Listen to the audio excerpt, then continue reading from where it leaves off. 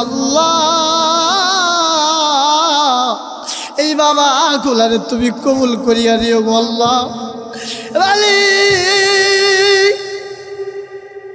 ছোট অবস্থা আমিও বাবা হারাইছি রে, ছোট অবস্থা আমিও বাবাটারে হারাইছি। এখন আমার বাবার বয়সীরা চোখের বাড়ি বাড়ায় কাঁদতেছে। আল্লাহ তুমি আমার বাবাদের কান্নাগুলা কবুল করিয়া নিও আল্লাহ। আমি মুসাফির দোয়া করলাম, আমার বাবা গুলারে তুমি কবুল করিয়া নিও আল্লাহ। তুমি আমার বাবা গুলারে কবুল করিয়া নিও আল্লাহ। যাদের বাবা মা কবরে চলে গেছে তাদেরকে তুমি মাফ করিয়া দিও আল্লাহ। যাদের মা নাই রে, এই মাহফিল শেষ করিয়া বাড়িতে যাইয়া চাচার ঘরের দরজা খোলা পাবো, খালার ঘরের দরজা খোলা পাবো রে, কিন্তু মারে আর পাবো না। আল্লাহর নবী ডাক দিয়ে কয় সাবিরা রে, তোমার মা প্রথম যে জায়গায় কষ্ট করে এক নম্বর জায়গাটার নাম হইল গো বাবা।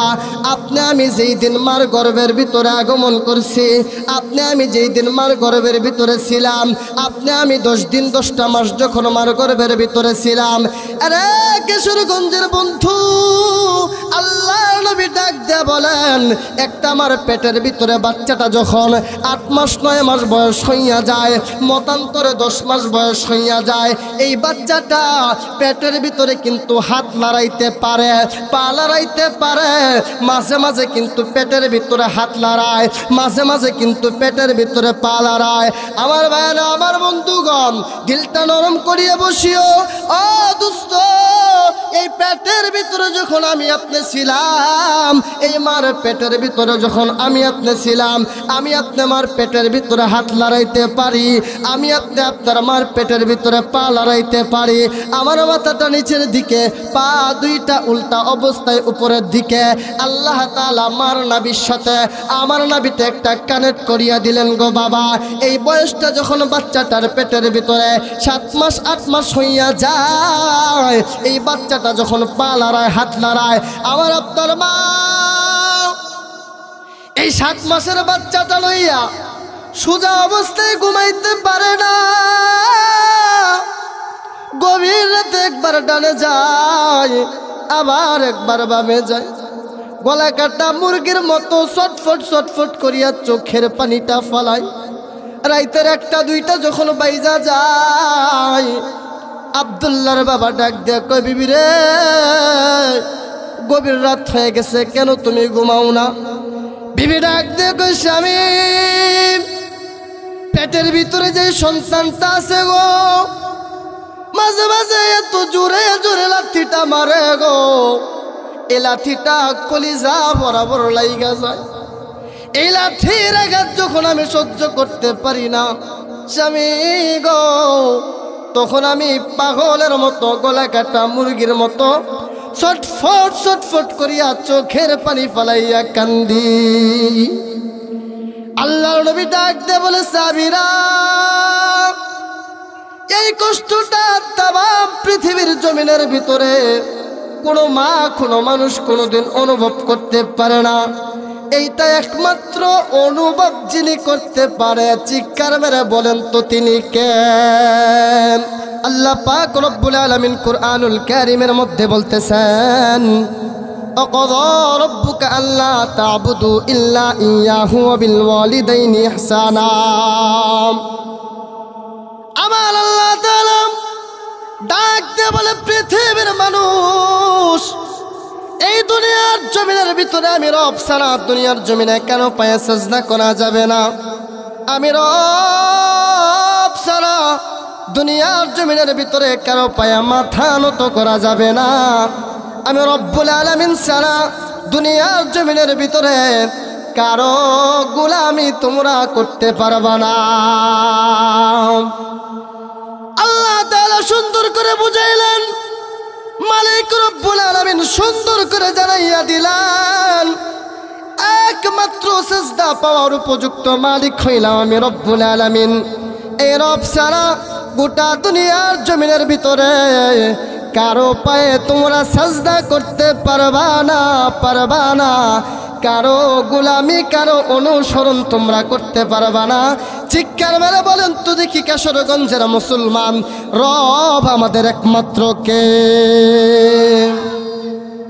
মেরে ভাই দোস্ত বুজুর্গ, এই রব ছাড়া পৃথিবীর জমিনের ভিতরে গোলামি অনুসরণ কারো করা যাবে না।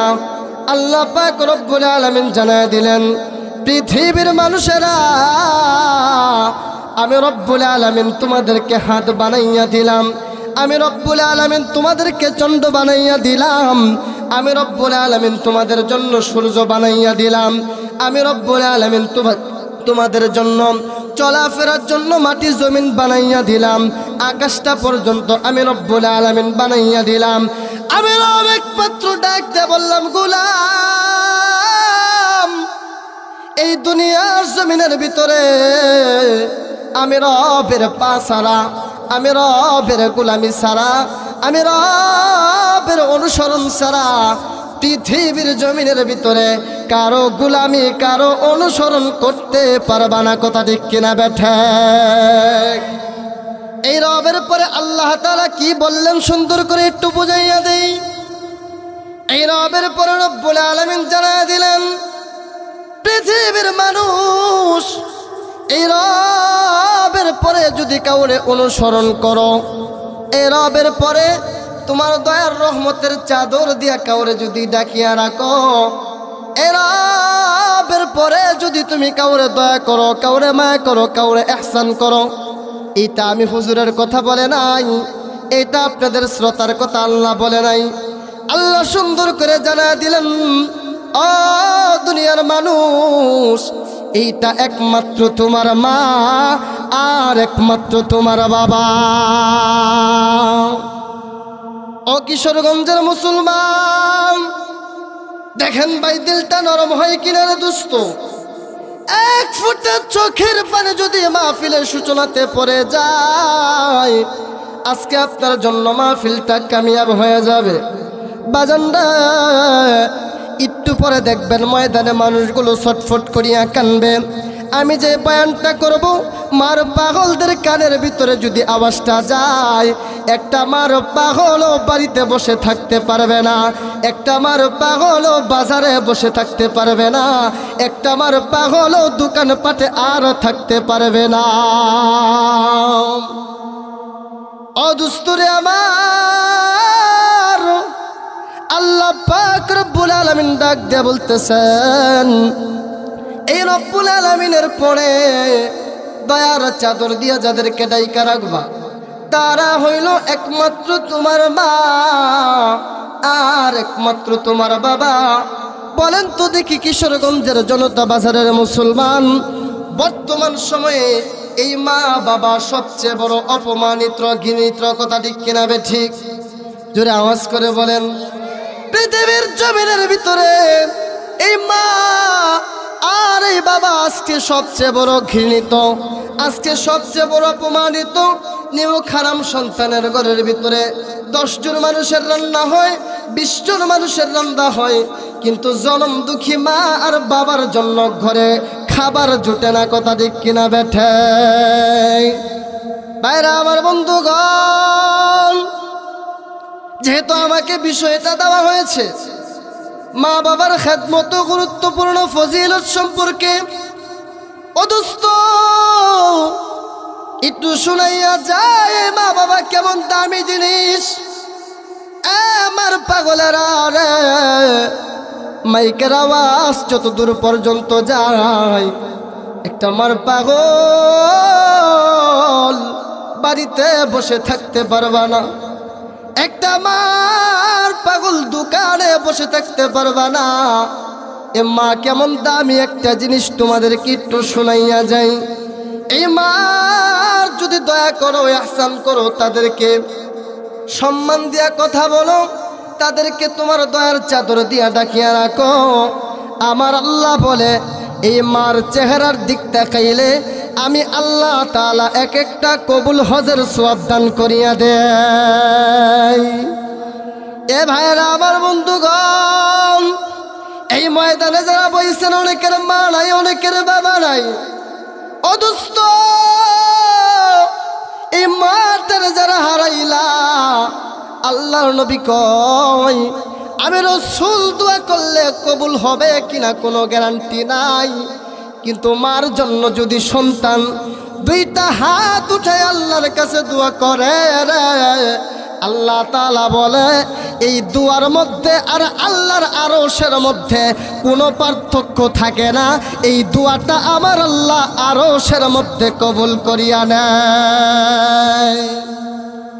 ভাইরা আমার, বন্ধুগণ, ইতিহাস শুনাইয়া যায় বাস্তব কথা।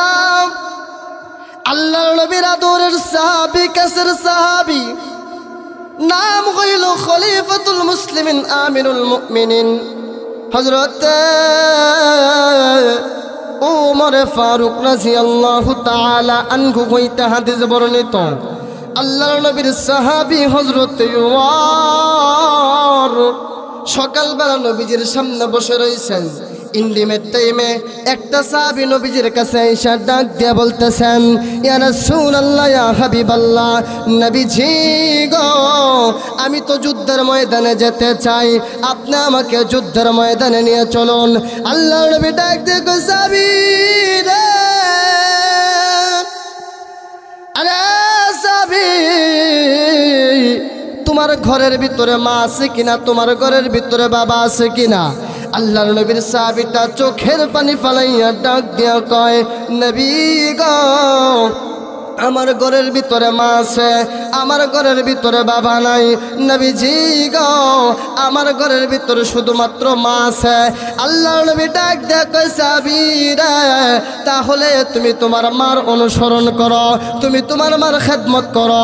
যদি তুমি তোমার মার অনুসরণ করতে পারো, যদি তুমি তোমার মার খেদমতটা করতে পারো, আমি নবীজি বলে দিলাম ওই যুদ্ধের ময়দানে যাইলে তোমার যতটুকু নেক আমল হইতো রে, আমি পয়গম্বর বলে দিলাম এই মা বাবার খেদমত করার কারণে আমার আল্লাহ তাআলা তোমাকে যুদ্ধের ময়দানে যাওয়ার চাইতেও বেশি নাকি দিয়া দেবে।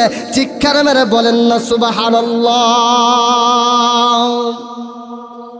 এইবার আল্লাহর নবীর সামনে একজন সাহাবী এসে বসা। সাহাবীটা ডাক দেখো, নবী আমার, আমি কার খেদমতটা বেশি করব? আল্লাহর নবী ডাক দেখো, সাহাবী রে, প্রথম যার খেদমতটা বেশি করবা, এক নম্বরে খেদমত বেশি করবা তোমার আমার। সাহাবীটা আবার ডাক দিয়া বলে, দ্বিতীয় নাম্বার কার খেদমত করব? আল্লাহর নবী বললেন, দ্বিতীয়বার তোমার মার। এইবার সাহাবীটা আবার ডাক দিয়া বলে, নবীজি গো, তৃতীয় নাম্বার কার খেদমতটা বেশি করব? আল্লাহর নবী বললেন, তোমার মার।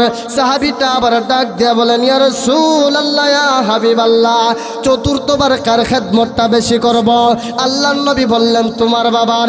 আরে কিশোরগঞ্জের মুসলমান, আল্লাহর নবী বিশ্ব নবী কেন এ জায়গায় তিনবার মার কথা বললেন, একবার কেন বাবার কথা বললেন? আপনাদেরকে একটু ইতিহাস শোনাইয়া যায়। তামাম দুনিয়ার জমিনের ভিতরে আপনি আমার মা তিন জায়গায় যে পরিমাণের কষ্টটা করে, আল্লাহর নবী ডাক দেয়া বলে, এই কষ্টটা তামাম দুনিয়ার জমিনের ভিতরে কোনো মানুষ কোনোদিন অনুভব করতে পারে না। কথা ঠিক কিনা বেঠে? ভাইরা আমার, বন্ধুগণ, আল্লাহর নবীকে আবার বলা হলো, ইয়া রাসূলুল্লাহ, ইয়া হাবিবাল্লাহ, তিন জায়গায় মায়ে যেই জায়গায় কষ্ট করে ওই জায়গাগুলো আমাদেরকে একটু শোনাইয়া দেন। আল্লাহর নবী ডাক দিয়ে কয়, সাবিরা রে, এই বয়ান যখন আমি তোমাদেরকে শুনাইলাম, এক একটা সাহাবী পাগলের মতো হাউমাউ করিয়া কান্না করছে। আল্লাহর নবীর জবান দ্বারা প্রত্যেকটা কথা শুই না, এক একটা সাহাবী সইতে পারে না, চোখের পানিগুলো ফালায়া জমিনে গড়াগড়ি করিয়া কান্না করছে। গো বাবা, আপনারা যদি এই তিনটা কথা শুনিয়া এক ফুটে চোখের পানি যদি না ফলাইতে পারেন, আমি মনে করবো আপনাদের কপালটা পুড়িয়ে গেছে। গো বাবা, কান্না ছাড়া আল্লাহর ওলি খাওয়া যায় না, কাঁদতে পারে তারা আল্লাহর ওলি হইব যারা। এইবার আল্লাহর নবীকে আবার বলা হলো, ইয়া রাসূলুল্লাহ, ইয়া হাবিবাল্লাহ, আপনি বলেন তো দেখি মা তিন জায়গায় কোন কোন জায়গায় কষ্ট করে? আল্লাহর নবী ডাক দিয়ে কয়, সাবিরা রে, তোমার মা প্রথম যে জায়গায় কষ্ট করে 1 নম্বর জায়গাটার নাম হইল গো বাবা, আপনি আমি যেই দিন মার গর্ভের ভিতরে আগমন করছি, আপনি আমি যেই দিন মার গর্ভের ভিতরে ছিলাম, আপনি আমি 10 দিন 10টা মাস যখন মার গর্ভের ভিতরে ছিলাম, আরে কিশোরগঞ্জের বন্ধু, আল্লাহ নবী ডাক দিয়ে বলেন, একটা আমার পেটের ভিতরে বাচ্চাটা যখন 8 মাস 9 মাস বয়স হইয়া যায়, মতান্তরে 10 মাস বয়স হইয়া যায়, এই বাচ্চাটা পেটের ভিতরে কিন্তু হাত লড়াইতে পারে, পা লড়াইতে পারে, মাঝে মাঝে কিন্তু পেটের ভিতরে হাত লড়ায়, মাঝে মাঝে কিন্তু পেটের ভিতরে পা লড়ায়। আমার ভাইরা, আমার বন্ধুগণ, দিলটা নরম করিয়ে বসিও। ও দোস্ত, এই পেটের ভিতরে যখন আমি আপনি ছিলাম, এই মার পেটের ভিতরে যখন আমি আপনি ছিলাম, আমি আপনি মার পেটের ভিতরে হাত লড়াইতে পারি, আমি আপনি আপনার মার পেটের ভিতরে পা লড়াইতে পারি। আমার মাথাটা নিচের দিকে, পা দুইটা উল্টা অবস্থায় উপরের দিকে। আল্লাহ তাআলা মার নাভির সাথে আমার নাভিটা একটা কানেক্ট করিয়া দিলেন গো বাবা। এই বয়সটা যখন বাচ্চাটার পেটের ভিতরে 7 মাস 8 মাস হইয়া যায়, এই বাচ্চাটা যখন পা লড়ায়, হাত লড়ায়, আমার আপনার মা এই 7 মাসের বাচ্চাটা লইয়া সোজা অবস্থায় ঘুমাইতে পারে না। গভীর রাতে একবার ডানে যায়, আবার একবার বামে যায়, গলা কাটা মুরগির মতো ছটফট ছটফট করিয়া চোখের পানিটা ফলায়। রাইতের 1টা 2টা যখন বাইজা যায়, আব্দুল্লাহর বাবা ডাক দিয়ে কয়, বিবি রে, গভীর রাত হয়ে গেছে, কেন তুমি ঘুমাও না? বিবি ডাক দিয়ে কয়, স্বামী, পেটের ভিতরে যে সন্তানটা আছে গো, মাঝে মাঝে এত জোরে জোরে লাথিটা মারে গো, এই লাথিটা কলিজা বরাবর লাইগা যায়। এই লাথির আঘাত যখন আমি সহ্য করতে পারি না স্বামী গো, তখন আমি পাগলের মতো, গলা কাটা মুরগির মতো ছটফট ছটফট করিয়া চোখের পানি ফালাইয়া কান্দি। আল্লাহর নবী ডাক দিয়ে বলে, সাবিরা, এই কষ্টটা তামাম পৃথিবীর জমিনের ভিতরে কোনো মা, কোনো মানুষ কোনোদিন অনুভব করতে পারে না। এইটা একমাত্র অনুভব যিনি করতে পারে, চিৎকার মেরে বলেন তো তিনি কে? এইটা যিনি অনুভব করতে পারে তার নাম হইল মা। অথচ সন্তান এই মাটার আজকে তুল্য তাচ্ছিল্য মনে করে গো, এই মাটার চোখ দিয়া পানি জড়ায়, এই বাবাটার চোখ দিয়া পানি জড়ায়, একটু পর্যন্ত দিলের ভিতরে অনুশোচনা, অনুপ্রেরণা আনে না। কথা ঠিক কিনা বেঠে? এইবার আল্লাহর নবীর কাছে আবার বলা হলো, মেরে ভাই দুস্থ বুজুর্গ, এইবার আল্লাহর নবীর কাছে আবার প্রশ্ন করা হলো, ইয়া রাসূলুল্লাহ, ইয়া হাবিবাল্লাহ, দ্বিতীয় নাম্বার মা কোথায় কোথায় কষ্ট করে? আল্লাহর নবী ডাক দিয়ে কয়, সাবিরা রে, 1 নম্বরের কথা তো তোমরা শুনলা, দ্বিতীয় নাম্বার দেখো মা কোথায় কোথায় কষ্ট করে। আল্লাহর নবীর কাছে প্রশ্ন চলে আসলো, নবীজি গো, দ্বিতীয় নাম্বার প্রশ্নের কথাটা আপনি আমাদেরকে একটু শোনাইয়া দেন। আল্লাহর নবী ডাক দিয়ে কয়, সাবিরা রে, মা দ্বিতীয় জায়গায় যে জায়গায় কষ্ট করে, যেই দিন আপনি আমার বয়সটা 10 মাস 10 দিন হয়ে গেছে, বাচ্চাটা পেটের ভিতরে পূর্ণাঙ্গ অবস্থায় হয়ে গেছে, যেই দিন বাচ্চাটা দুনিয়ার জমিনে ভূমিষ্ঠ হবে, আমি আব্দুর রহিম, আমি আব্দুল্লাহ, আপনি মতিন মিয়া, জাফর মিয়া যেই দিন দুনিয়ার জমিনে আগমন করবেন, 10 মাস 10 দিন যেই দিন হইয়া যায়, আপনি আমার মা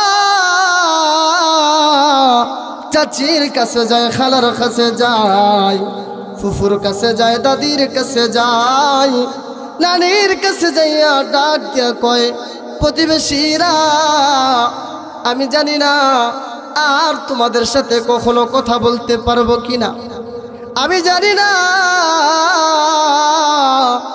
আর তোমাদের সাথে কোনোদিন দেখা হবে কিনা।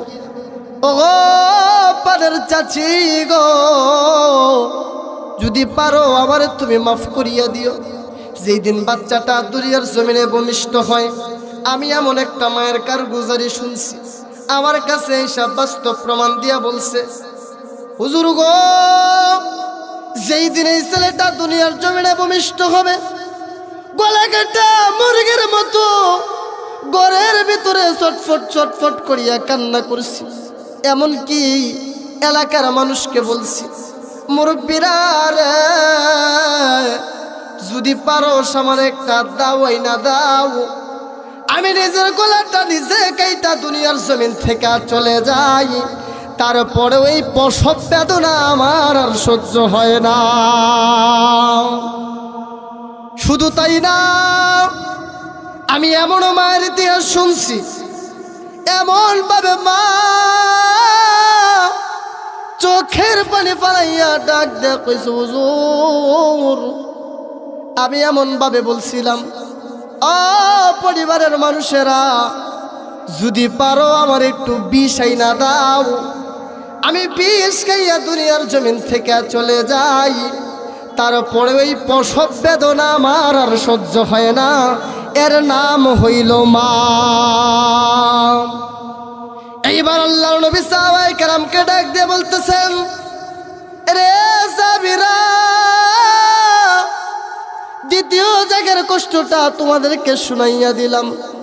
তৃতীয় জায়গায় যে জায়গায় মা কষ্ট করে, 3 নাম্বার কষ্টের জায়গাটা হইল রে বাবা, ও বাবা, আপনি আমার বয়সটা যখন 2 বছর 1 বছরের বাচ্চা হয়ে গেছে, এমন অবস্থায় বাচ্চাটা চলাফেরা করতে পারে, খাইতে পারে, বসতে পারে, শুইতে পারে, এই অবস্থায় তাম দুনিয়ার জমিনের ভিতরে এই বাচ্চাটার জন্য মা যতটুকু কষ্ট করে, আল্লাহর নবী ডাক দেয়া বলে, পৃথিবীর জমিনের ভিতরে এই পরিমাণের কষ্ট কোনোদিন কোনো মানুষ অনুভব করতে পারে না। কথা ঠিক কিনা বেঠে?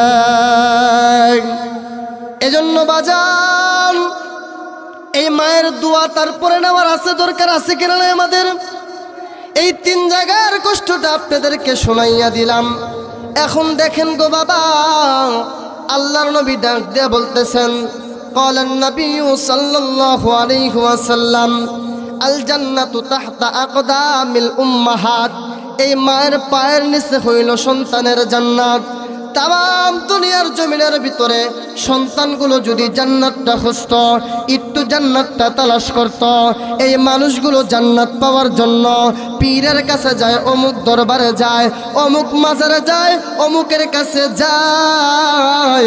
অথচ এই মানুষগুলা যদি অল্প একটু তালাশ করিয়া, অল্প একটু ইহতেমাম করিয়া, নিজের মার প্রতি যদি একটু দৃষ্টি করিয়া জান্নাতটা খুঁজিয়া পাইত, আল্লাহর নবীর সাহাবীরা ডাক দেয়া কয়, গোলাম, প্রত্যেকটা মানুষ জান্নাতি হইয়া কবরে যাইত। অথচ পৃথিবীর জমিনের ভিতরে এই মা বাবা বর্তমান সময়ে তুল্য তাচ্ছিল্য এমনও ঘরের ভিতরে হয়, সন্তানের ভিতরে 2 ভাই একত্রিতভাবে খানা খায়, 2 বিবি নিয়া ঘুমায়, মা ভাঙা ঘরের ভিতরে ঘুমায়। কথা ঠিক কিনা বেঠি? এই যে শীতের রাত্র আসতেছে, তাকাইয়া দেখবেন কত মানুষ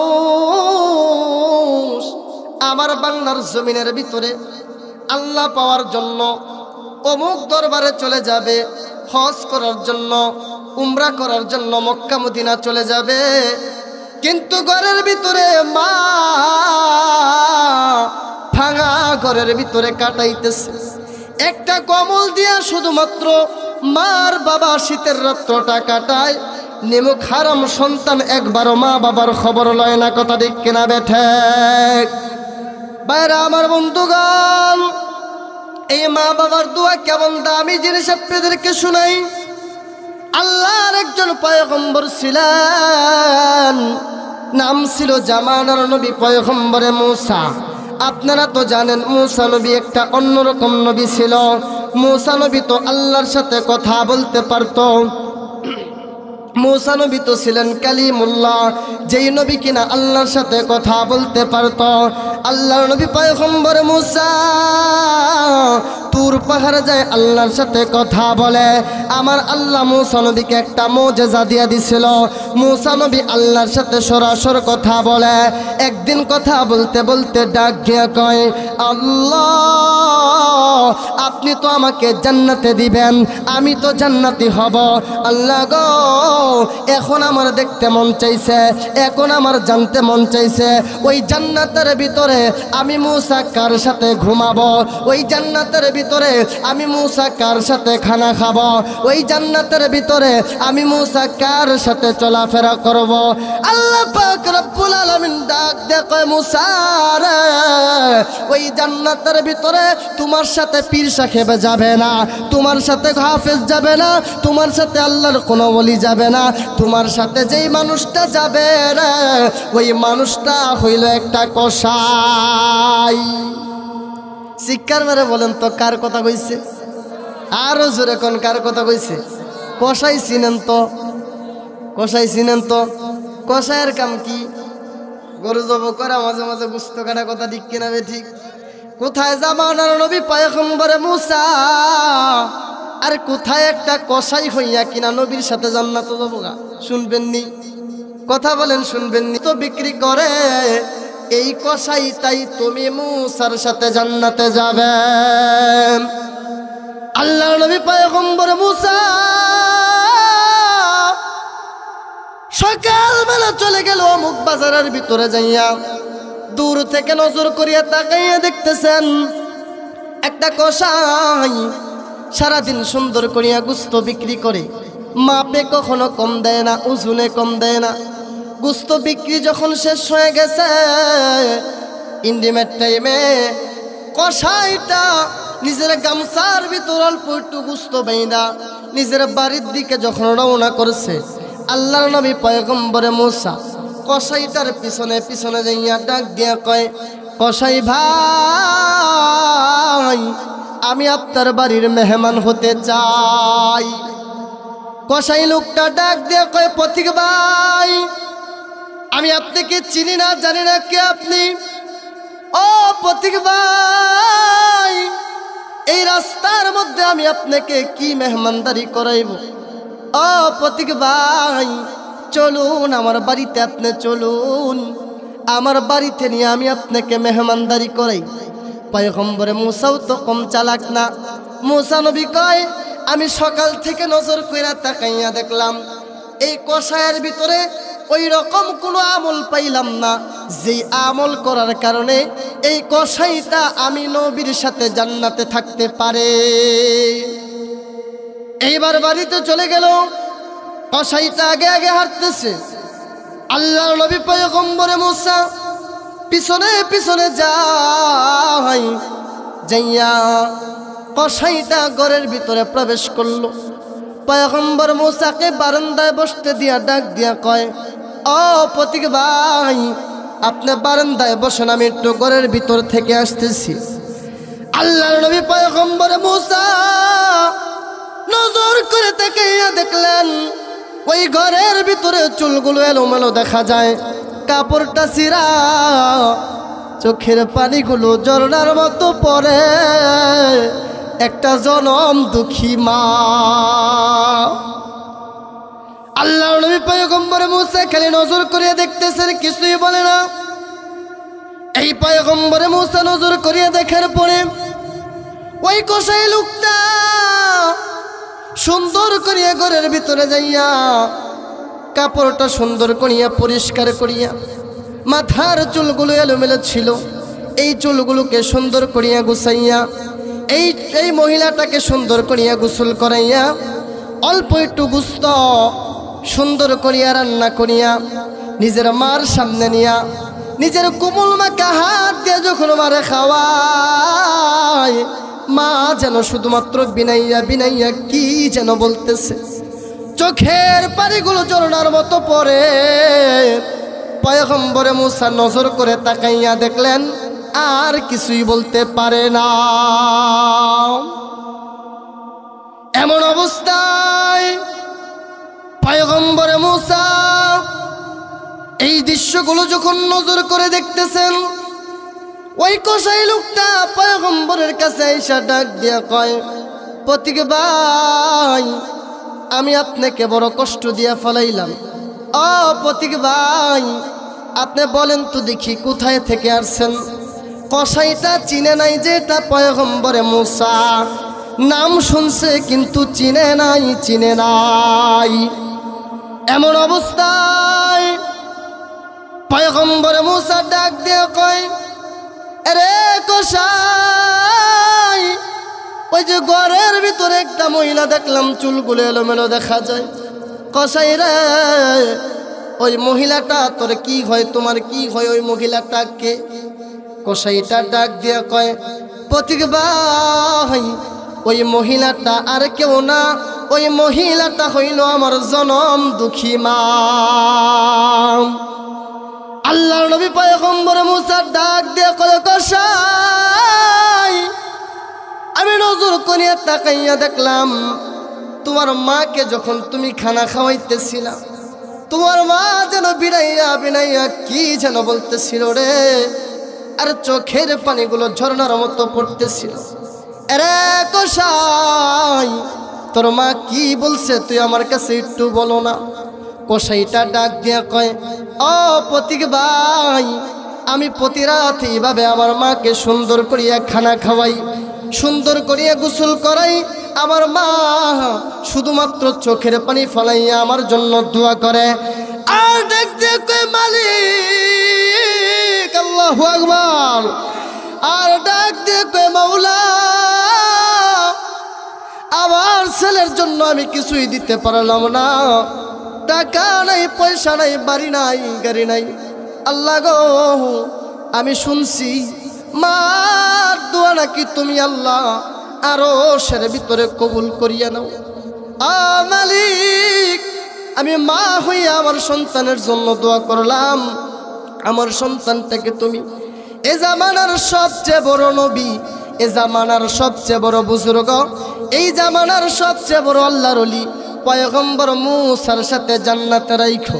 কসাইটা ডাক দিয়া কয়, ও পথিক ভাই, কোথায় জামানার নবী পয়গম্বরে মূসা, আর কোথায় আমি ছোট্ট একটা কসাই? বলেন তো দেখি আমার আল্লাহ দোয়াটা কবুল করবে কিনা? এমন অবস্থায় পয়গম্বরে মূসা ডাক দিয়া কয়, কসাই রে, আমার আল্লাহ তোর দোয়াটা কবুল করিয়া নিছে। শুধু তাই না রে, আমি হইলাম জামানার নবী পয়গম্বরে মূসা। আমি জানাইয়া দিলাম, শুনাইয়া দিলাম, বুঝাইয়া দিলাম, দেখাইয়া দিলাম, কাল কিয়ামতের কঠিন ময়দানে তুই কসাই, আমি মূসার সাথে জান্নাতে থাকবি। একবার চিৎকার মেরে বলেন না সুবহানাল্লাহ। তাহলে বাজান, মায়ের দোয়ার পাওয়ার আছে কিনা নাই? ও মুসলমান যুবকেরা বলেন, মায়ের দোয়ার পাওয়ার আছে কিনা নাই? এজন্যই তো বলা হয়, একটি গ্লাস ওই পানির ফলে আরে বাইজিদের কুলে তুলে হাত তুলে মা বলে বাইজিদ কেওলি বানাও, হাত তুলে মা বলে বাইজিদ কেওলি বানাও। মায়ের দোয়া লও হে যুবক, মায়ের দোয়া লও, মায়ের দোয়া লও হে মুমিন, মায়ের দোয়া লও। মায়ে যদি দোয়া করে আমার দয়ার আল্লাহ কবুল করে। কথা ঠিক কিনা বে ঠিক? আরে এই দুয়াটা কবুল হয়ে যায় ফল দেখিতে পাও, এই দুয়াটা কবুল হয়ে যায় ফল দেখিতে পাও। মায়ের দোয়া লও হে যুবক, মায়ের দোয়া লও, মায়ের দোয়া লও হে মুমিন, মায়ের দোয়া লও। চিৎকার মেরে বলেন আল্লাহু আকবার। আমি শেষ মুহূর্তে ময়দানের ভিতরে দেখতে চাই দুইটা হাত উঠাইয়া, কার মা নাই এই ময়দানের ভিতরে দুইটা হাত উঠাবেন, কার মা নাই? আল্লাহ গো, যাদের মা নাই তাদেরকে তুমি কবুল করিয়া নাও, জানে মানে বরকত বরকত দান করিয়ে দাও, জোরে বলেন আমিন। আরে বন্ধু, ময়দানের ভিতরে দেখতে চাই শেষ মুহূর্তে কারা বাবা নাই, একটু হাত উঠাইবেন। আমি গুনাহগার, আমারও বাবা নাই, আমি মুসাফির মানুষ, ছোট অবস্থায় বাবাটার হারাইছি। যদি পারেন মুসাফির মানুষের হাতটা ধরিয়া একটু তওবার নিয়তে বাবার জন্য একটু মুসাফা করিয়া যাবেন। আমি শেষ মুহূর্তে দেখতে চাই এই বাবার জন্য মুসাফা করিয়া যাবেন, একটু আসেন না রে যুবকেরা। আল্লাহ তুমি আমার বাবাগুলারে কবুল করিয়া নাও। আল্লাহ গো, এই কিশোরগঞ্জের জমিনে অল্প একটু সময় বয়ান করে গেলাম। আল্লাহ এই বাবাগুলারে তুমি কবুল করিয়া দিও গো আল্লাহ। ছোট অবস্থা আমিও বাবা হারাইছি রে, ছোট অবস্থা আমিও বাবাটারে হারাইছি। এখন আমার বাবার বয়সীরা চোখের বাড়ি বাড়ায় কাঁদতেছে। আল্লাহ তুমি আমার বাবাদের কান্নাগুলা কবুল করিয়া নিও। আল্লাহ আমি মুসাফির দোয়া করলাম, আমার বাবাগুলারে তুমি কবুল করিয়া নিও। আল্লাহ তুমি আমার বাবাগুলারে কবুল করিয়া নিও। আল্লাহ যাদের বাবা মা কবরে চলে গেছে তাদেরকে তুমি মাফ করিয়া দিও। আল্লাহ যাদের মা নাই রে, এই মাহফিল শেষ করিয়া বাড়িতে যাইয়া চাচার ঘরের দরজা খোলা পাবো, খালার ঘরের দরজা খোলা পাবো রে, কিন্তু মারে আর পাবো না। আল্লাহ তুমি সবাইরে কবুল করিয়া নিও। আমিন। আমার জন্য সকলে দোয়া করবেন।